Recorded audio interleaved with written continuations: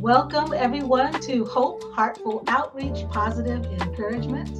And today, our guest is Quentin, and he is coming in to talk to us about fatherhood. I met Quentin and his family last year around the holidays, and was just really impressed by his beautiful family, himself and his wife, his daughter, his mother-in-law, and how they just were so sweet together. And um, I was, I always just watch people, and Quentin just seemed like somebody I wanted to get to know better. And now, since Father's Day is coming up, it gives me an opportunity to get Quentin on and have him talk about fatherhood.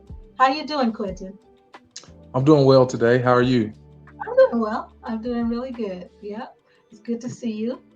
Good to see How's you as well. Nice to hear that. yeah, how's everything over in Atlanta? Everything's well. Starting to warm up a little bit here. It's mid-June now, so temperature's starting to rise, but everything's good. Yes, I can yeah, I can relate to the temperatures rising because it's getting hot down here too. Yeah.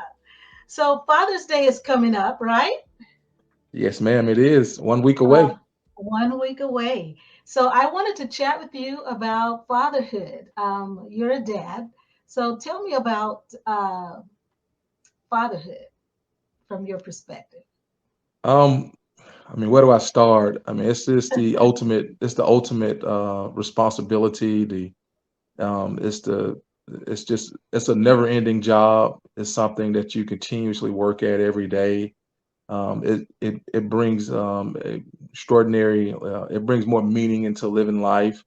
That that someone looks up to you. They look to you for guidance. They look to you for love and affection. So it's just for me, it's a multitude of things. It's difficult on some days. Some days you're proud. You have proud moments. Some days you wish you had done things differently. It's just it's a very it's a very unpredictable thing, but at the same time, it's very well worth it. Yes, yes. So how many children do you have, Quentin? I have one daughter, Hmm.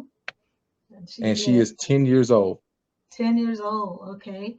So a lot of times when a child is like on the younger side, the mother is the active participant. Do you find yourself being more active in her life, or, how is that working?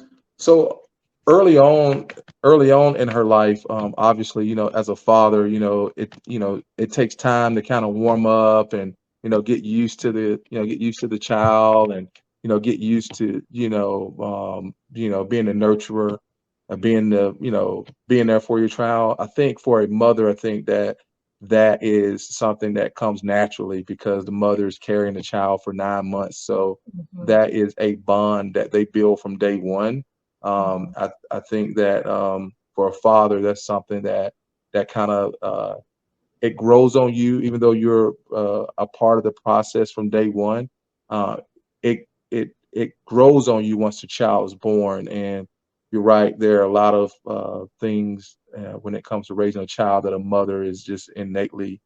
I shouldn't say it's just something that they just it happens natural for them. I should say. Hmm. Hmm. So what do you feel your responsibility is when it comes to being a dad? Number one, my responsibility is just teaching my daughter some of the things that I was taught growing up, being respectful, being kind to others, being caring, being giving, being compassionate. Um, you know, uh, as best you can, putting yourself in someone else's shoes. Obviously, teaching her discipline, teaching her the ability to to work hard, set goals and achieve them, and just being there for her. To teach her how to handle situations. I bestow some of my experience upon her, some of the things that I've learned in life, some of the mistakes I've learned in life, and just try to just mold her. So it's so many different things. Mm-hmm. So, as a dad, how I know that you probably have seen fathers and daughters and sons, other parents. around, your child and around and about in the community. So as you look out around families, what do you see? What do you see that you feel really needs some strengthening in families? One of the things I see is discipline. I think that nowadays, a lot of kids, they're not receiving the discipline. And when I say discipline, I don't mean, whoopings or spankings. I mean just holding your kid accountable, um, making sure that they understand right from wrong. If you set a boundary, uh, and they cross that boundary, make sure that you hold them accountable for it. And what I Mhm. see today is a lot of kids not being held accountable for the things that they do or don't do. So that's one of the things that I've noticed lately, just in the community around other parents. But on the positive side, one of the things that I see now is I see a lot more men involved in their kids' lives. And that's one thing that is something that my wife and I talk about is that when we grew up, we didn't see fathers playing an active role in their children's lives like we see today. Yes. So Well, that is definitely a positive, and I agree with you that men seem to be stepping up to the plate more in recent years. Um, and as you think about people who have fathers who did not step up to the plate, what do you see about those relationships compared to the fathers who are involved? I definitely think it's a huge deficit to not have your father in your life and not have your father step up to be a part of your life because it takes two parents to raise a child.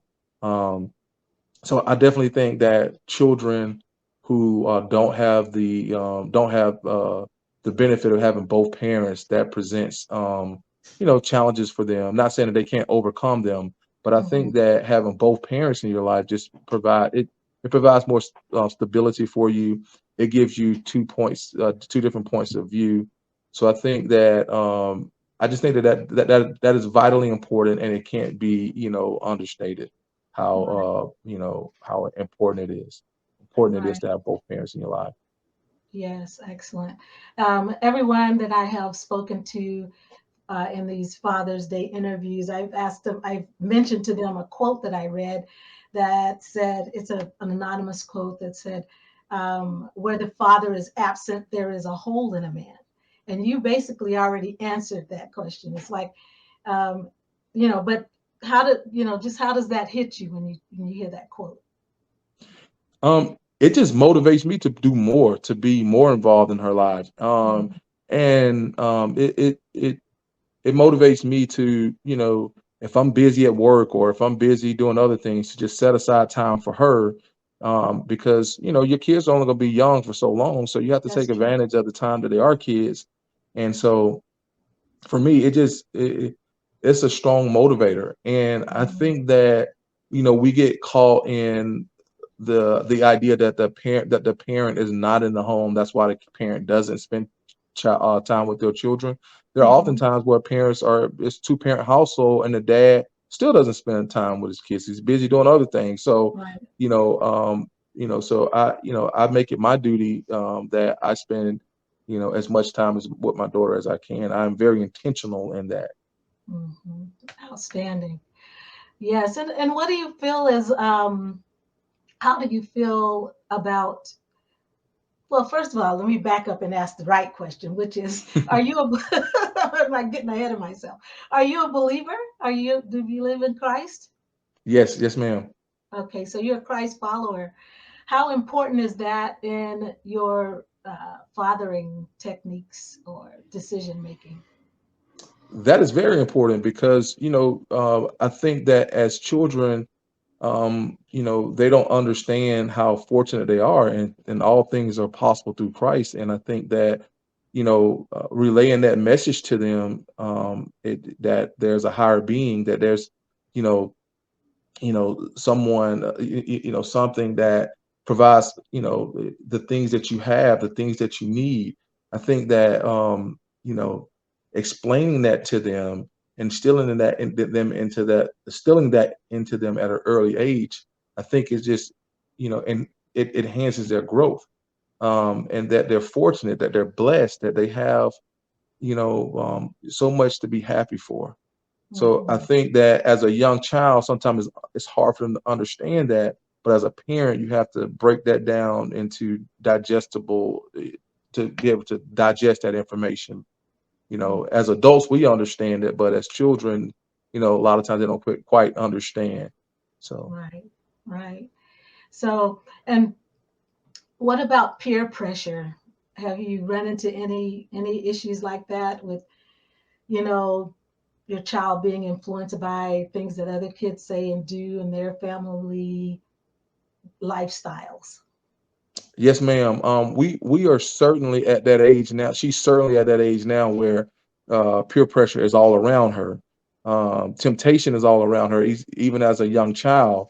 And Mhm. so what I tell my daughter as a father is, it's very simple. Um, you know, I don't care what anybody else do. You're going to do the right thing regardless. And I Mhm. think that giving her specific examples of how when you listen to peer pressure, how it could get you in trouble, how it could put you at a disadvantage, and how to avoid making bad decisions. I understand that we don't live in a vacuum and that kids are going to make their decisions when we're not around. And I Mhm. always tell my daughter, always do the right thing even when others are not watching. And I think that that message is sinking through to her because she'll come home and she'll tell me about certain situations that Mhm. that appears to be a peer pressure type event, and she'll explain that to me and she'll say, well, Dad, I didn't do this, but they were trying to do this. And Right. for me, it is so warming to see her at this age. It clicks with her. She gets it. So we're Mhm. definitely at that stage where peer pressure is starting to play a role in her life at school, at home with other children.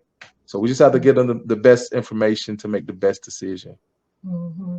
Yes, absolutely. I was talking to one of the mothers when we were doing Mother's Day tributes last month, and she was talking about how it's important to have that open communication with your child so that you can share with them, give them feedback on what's going on. Otherwise, they will just go and they'll ask their friends and get the wrong information. Yes. Yes, and keep in mind they're friends with children too, so their minds are not developed. They don't have Right, the life experience that we have. So, right. you know, um, yeah, that is absolutely right. Like I would rather be the person delivering that message to my child than another 10-year-old. Absolutely. So, Quentin, tell us about your dad. So my dad was in my life from day one. Mhm. I grew up as a child always wanting to be like my father. My father was a career firefighter, so I always looked up to him. I revered him. I've always held him in high regard. Even to this very day, I just enjoy being around him.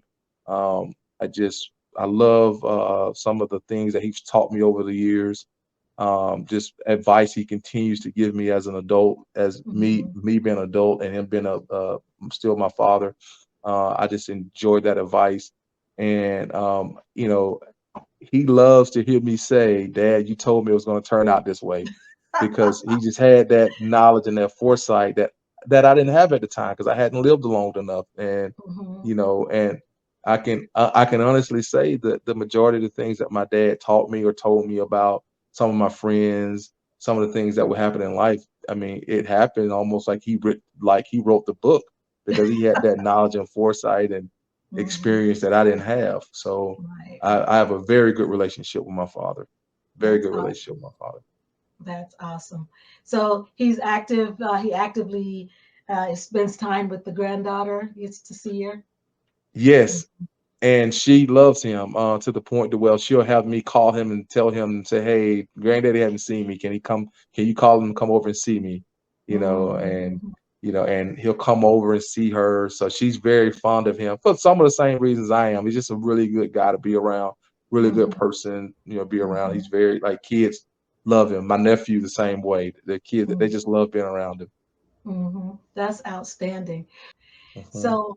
that's basically what I wanted to talk to you about. Did you have any other thoughts? I have one other thought for you before you go, and that is there are some people who they don't have a natural father like you do in their life, but there might be someone else in their life, who is standing instead of their natural father. Have you met any people like that, or you have any friends like that who? Y- Yes, I do. I do have friends that have stepfathers that were integral in their lives.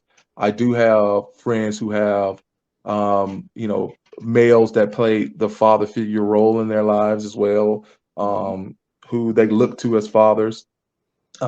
Like even some of my friends' uncles were such in their lives that they view their uncles as a father figure because they provided some of that guidance and some of that information that a father would. So mhm, I'm a strong believer that it takes a village to raise children.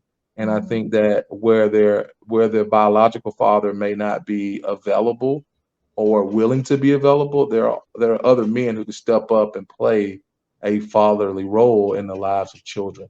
So that is something that I think as a society we need to really harp on because not every father is available and not every biological father wants to be available. So other family members, men, need to step up and kind of help mentor and shape our youth because it is very needed. I mean yes. the love and information that you can get from a father is just priceless. It's Mhm, priceless, and I mean, I don't think that it is harped on enough the amount of information you can learn and the information you can learn about life coming from a male figure. mhm. For Absolutely. boys Mhm, and girls. mhm. I'm glad you said that because, as you said earlier in this interview, it takes the two of them, the male and the Mhm. female aspect, to help mold the person into the person that God created them to be. So I think that's absolutely right. Well, I am thankful that you came on and that you are sharing your thoughts about fatherhood. And I would like to wish you a very happy Father's Day coming up. All right, thank you. Uh, Thank you so much, and I'm glad to be here, and I totally appreciate the invite. oh, you're welcome.